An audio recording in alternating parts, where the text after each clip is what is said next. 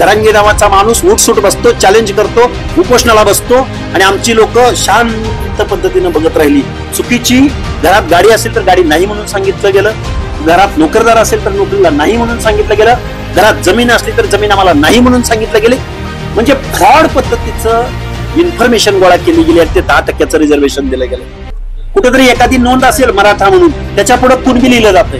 मग गावगाड्यातला माळी, साळी, कोळी, तेली, हातकर, धनगर, समगर, वंजारी, लोणारी, परीट, गुरव, गडशी, नाभिक, सुतार, लोहार, कुंभार आमच्या पंक्तीमध्ये येऊन तुम्हाला हे आमचं रिझर्वेशन पाहिजे आमच्या ताटातलं.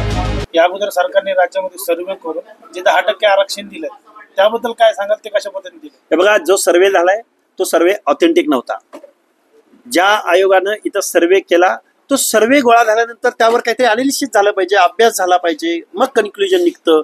अशी कुठली यंत्रणा आहे महाराष्ट्र शासनाच्या हातामध्ये की लाखो लोकांचा भरलेला डाटा त्याच्यावर पेपर झाले, पेपर झाल्यानंतर तपासावे लागतात, तपासल्यानंतर मग गुणांकन होतं.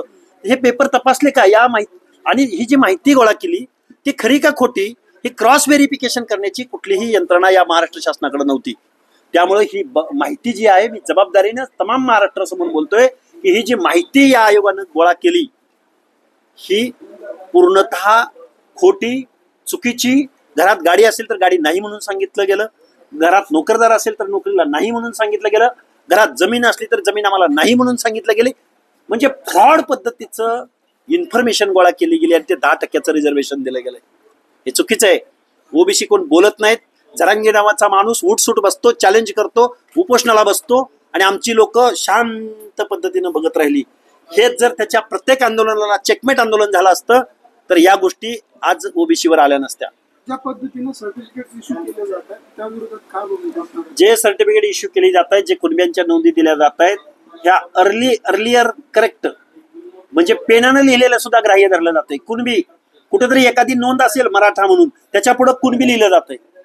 त्या मराठाच्या समोर तरी कू लिहिलं जातंय. म्हणजे समोर जागा स्पेस शिल्लक असेल तर कू लिहिलं जातंय, नाहीतर त्या मराठा शब्दाच्या पुढे स्पेस असेल तर पुढे कू लिहिलं जातंय. फोटो देखील व्हायरल झाले की आधीची शाही आणि नंतरची लिखावट.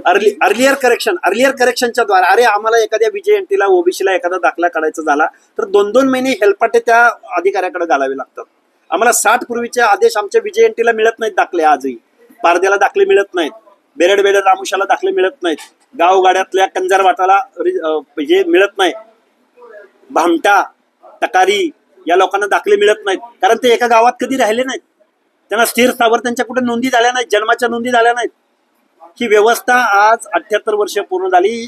ज्यांना सामाजिक ज्या मागासांना आरक्षण दिलं गेलंय त्यांच्या घरापर्यंत हे आरक्षण पोहोचलं नाही. आणि जात दांडगी, धन दांडगी, ज्यांचे आमदार, ज्यांचे खासदार, ज्यांचे बँका, ज्यांच्या शिक्षण संस्था, ज्यांचे कारखाने, ती माणसं या आमच्या भटक्या विमुक्तांच्या, आमच्या ओबीसींच्या, आमच्या कुडमुड्या जोशाच्या, आमच्या पारद्याच्या, आमच्या धनगराच्या, मेंढपाळाच्या, मग गावगाड्यातला माळी, साळी, कोळी, तेली, हातकर, धनगर, समगर, वंजारी, लोणारी, परीट, गुरव, गडशी, नाभिक, सुतार, लोहार, कुंभार आमच्या पंक्तीमध्ये येऊन तुम्हाला हे आमचं रिझर्वेशन पाहिजे आमच्या ताटातलं. या सगळ्या गोष्टींना आमचा विरोध आहे आणि हे आम्ही होऊ देणार नाही.